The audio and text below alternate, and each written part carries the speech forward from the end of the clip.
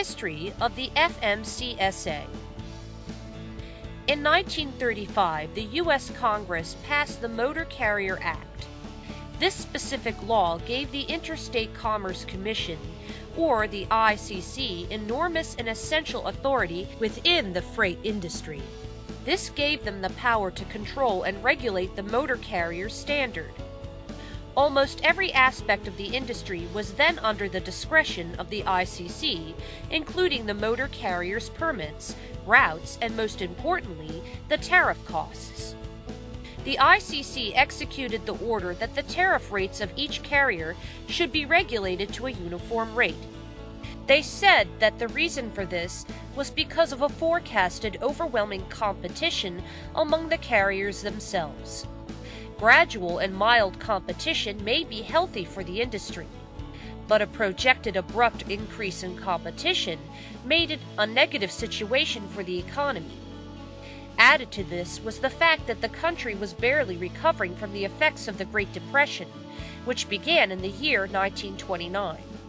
In 1980, the Congress revised the previous act and came up with another Motor Carrier Act. This version encouraged and promoted competition among motor carriers. It was coined as a partial deregulation to the guidelines that prevented carriers to establish their own tariff rates.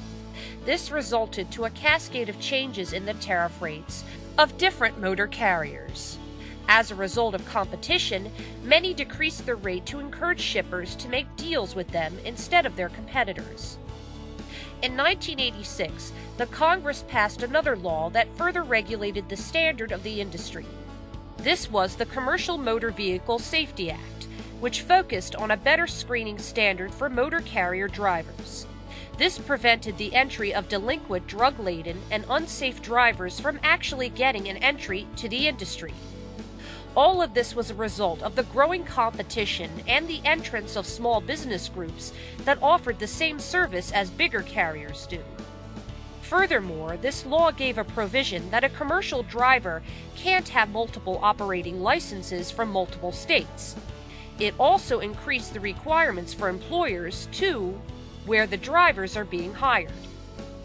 As the economy grew in 1991, the Congress passed the Intermodal Surface Transportation Efficiency Act, or ISTEA.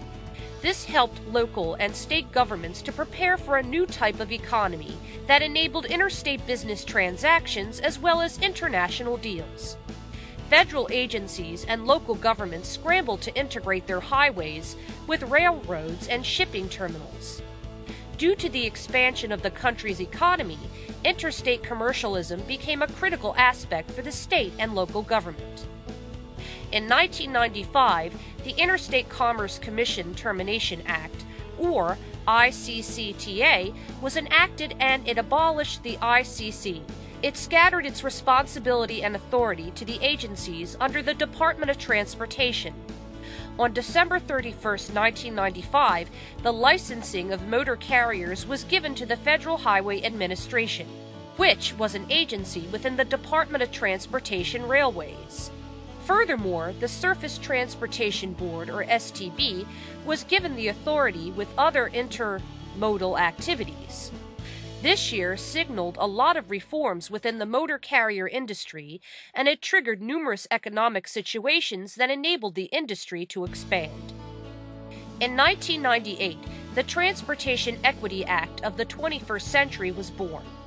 This was a multi-billion-dollar investment that was signed by President Bill Clinton. Its goal was to maintain and prepare the country's transportation systems to pave way for the 21st century.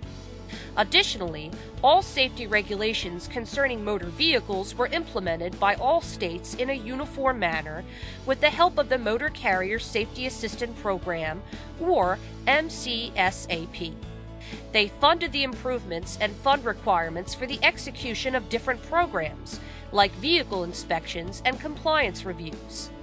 To cope with this massive investment, they stipulated in the Act that motor carriers can be fined a maximum amount of $10,000 for violations of safety standards.